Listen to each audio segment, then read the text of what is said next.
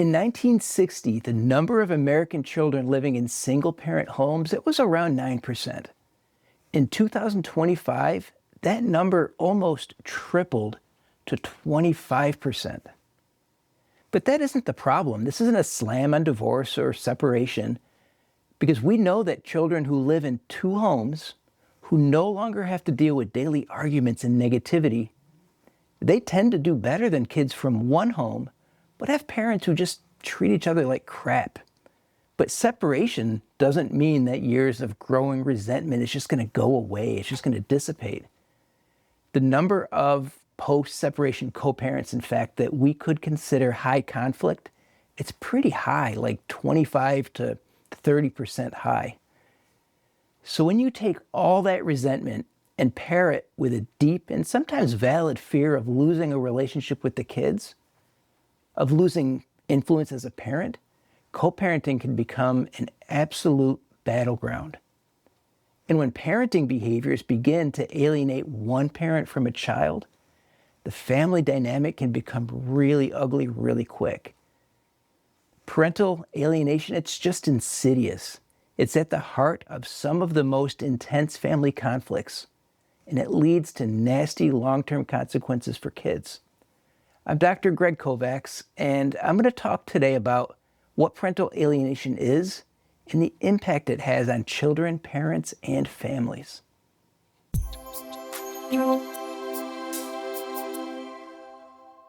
So what is parental alienation? I get a lot of calls from parents concerned that their child has developed this intense allegiance to the other parent, that their child has stopped wanting to spend time with them, or is flat out refusing to see them. Without understanding what the relationships were like both before and after the separation, there's really no way for us to identify parental alienation. But there's one thing we absolutely need to know, and it separates parental alienation from other reasons for a child's rejection of a certain parent, of one parent. So in true parental alienation, there is no legitimate reason for the rejection. And there are some really good reasons for a child not wanting to be around a parent.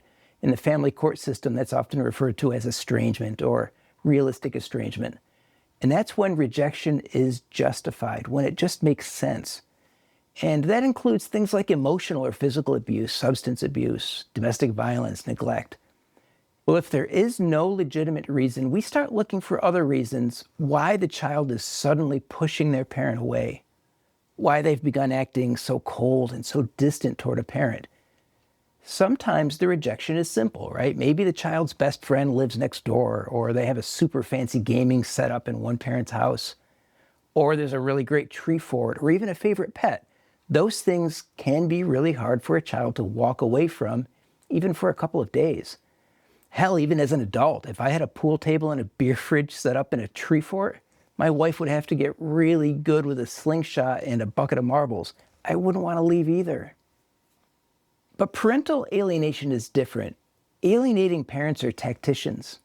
They rely on nasty, covert tactics to make it look like the child decided all on their own that they no longer want their other parent in their life, that they're suddenly afraid of the other parent, that the child doesn't feel safe around the other parent, and again, that the child made that decision all on their own.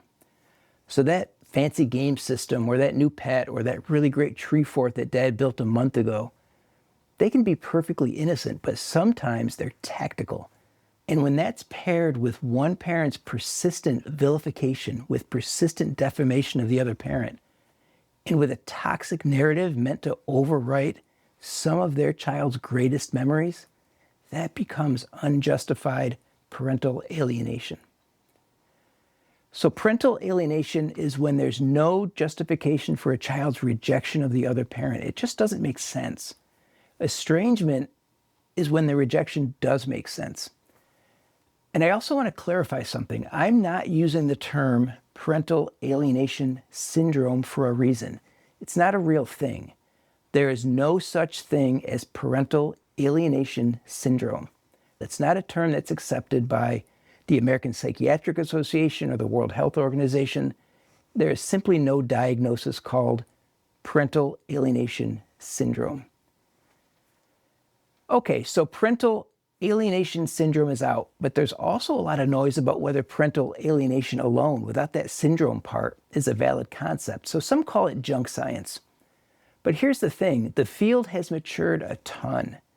The research really is more high quality, the statistical analysis is more robust, and there's a lot more of it, especially in the last maybe 5 to 10 years. So yes, parental alienation is very much a valid concept, and we know without a doubt that it's damaging to kids.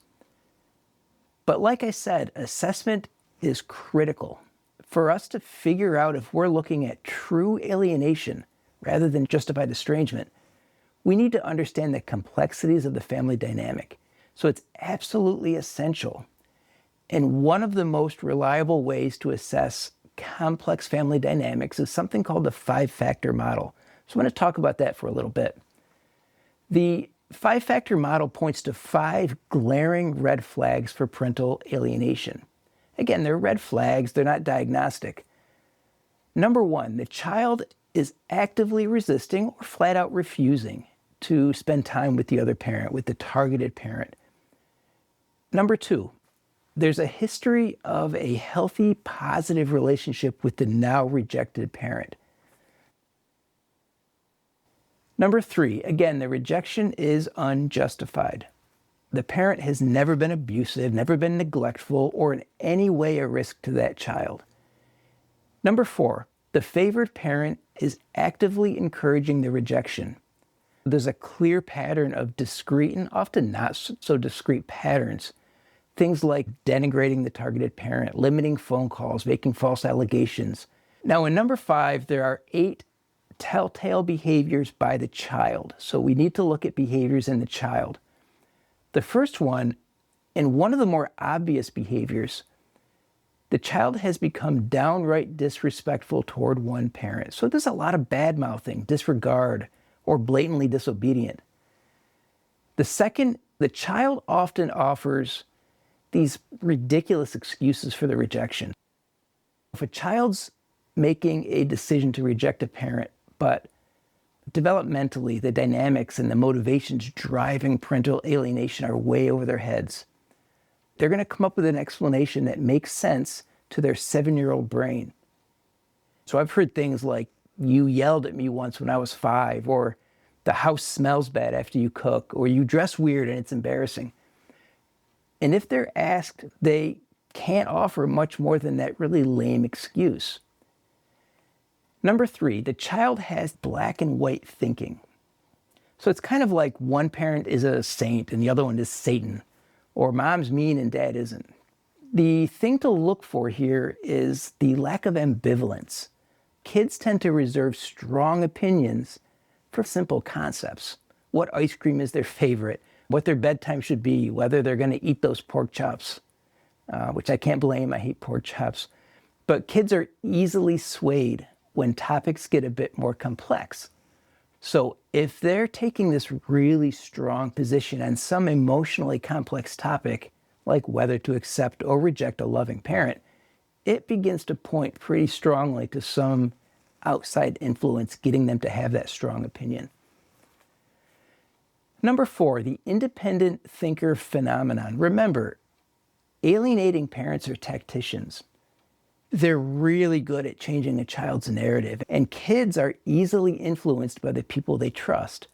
So as they begin to internalize the message that they shouldn't trust their other parent, they begin to believe that they made that decision to reject the other parent all on their own. Number 5, unconditional support for the alienating parent. Kids who are subjected to these alienating behaviors are subjected to a whole lot of manipulation. And they tend to lose the ability to think critically about the behaviors of the alienating parent. A child who allows themselves to lose trust in both parents, that's a terrified child. No child wants to be left alone in this ridiculous world we live in. And since they've rejected one parent, it becomes pretty important that they say and do what they need to say and do to keep that second parent by their side. Number 6, The child uses the language and the rationale of the alienating parent. A 9-year-old child might come in and say, I can't go to dad's house because he's emotionally abusive. Or mom creates a toxic environment. Or a 14-year-old might come in and say, my mom has a personality disorder. And if they're asked to explain more about a particular reason for that rejection, they usually can't do it. Number 7, the child begins to reject the targeted parent's extended family. Alienating parents are going to throw some pretty heavy shade on the extended family just to make sure there's no one out there who might get in the way of all of that brainwashing. And the last one is guilt. The child shows no guilt, no remorse. It doesn't mean the child has no guilt. Just below the surface, there's often a whole lot of it, along with all those other conflicting emotions. It's well-founded that parental alienation is a real thing and that it's downright damaging to kids. So it's not some expected byproduct of divorce. It's a serious form of family violence. And the parenting behaviors that drive that alienation, they're functionally identical to other forms of coercion, control, and abuse. And it absolutely is emotional child abuse. And the effects of alienation follow kids right into adulthood. We know that adults who were exposed to parental alienation as kids, they're a whole lot more likely to report things like low self-esteem, self-hatred, chronic depression, severe anxiety. But the most damaging impact of parental alienation, it damages a child's fundamental sense of trust. It damages their ability to trust others. So as adults, they're a whole lot more likely to have trouble trusting their partners.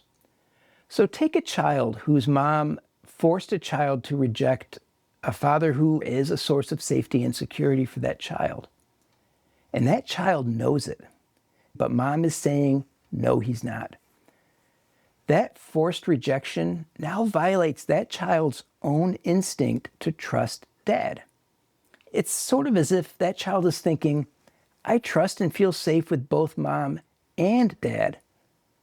But mom's telling me I shouldn't trust dad. But I do trust dad, and I do feel safe with him. But I also trust mom, and I also feel safe with her.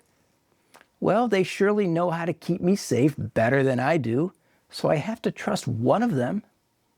And mom's really convincing, and she's making some really good points about dad. Gee, I never realized how terrible of a person he is. And that's the key. They've been trained to doubt their own internal judgment.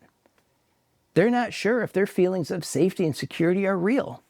And that's because the alienating parent is telling that child that they shouldn't trust their gut instinct. So that internal conflict can cause the child to lose trust in their own ability to figure out who they should feel safe around and who's a threat. So it's common for children of parental alienation to have a hard time maintaining trust in their adult intimate relationships. It's like they lose a piece of their capacity to love and to be loved. Now, there is often justice in this because alienation tends to backfire on the parent who is attempting to alienate the other parent from the child. Because eventually that child becomes conflicted about the alienating parent because they trust that parent, but they also know how they feel. So children of parental alienation often do catch on, and they often do become resentful toward the alienating parent. But that resentment, it can take years to develop. As for the targeted parents suffer like any other victim of intimate partner violence. High rates of depression, anxiety, thoughts of suicide are common. It's a unique kind of ambiguous loss, right? Their child is alive, but the relationship feels dead. And because alienating parents use such subtle, covert tactics, people outside the home often don't catch on. They don't see it. So it's not uncommon for the alienated parent to begin doubting themselves, sort of like, am I really that bad of a parent? Well, no, you're just on the receiving end of covert emotional abuse. Critics say that the concept of parental alienation. It's just a tool. It's a way for fathers to oppress mothers. But honestly, the research shows that mothers and fathers are equally likely to be the alienating parent. The assumption that only men are the perpetrators of alienation, it's just not true. It's not supported by the research. It's simply untrue. Second, the child's voice versus the child's choice issue.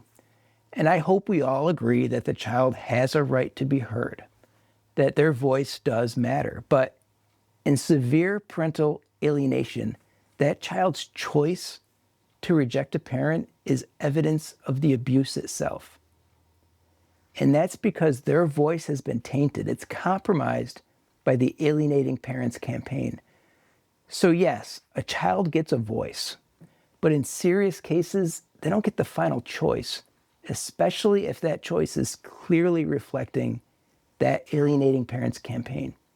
The dynamics of alienation require us to look at the whole picture. This isn't just a relational breakdown. It's a systemic disruption to the whole family. By using reliable assessment tools, by acknowledging that parental alienation is a form of family violence, and through the use of evidence-informed treatment, we can protect the basic human need that every child has for a meaningful, loving relationship with both parents.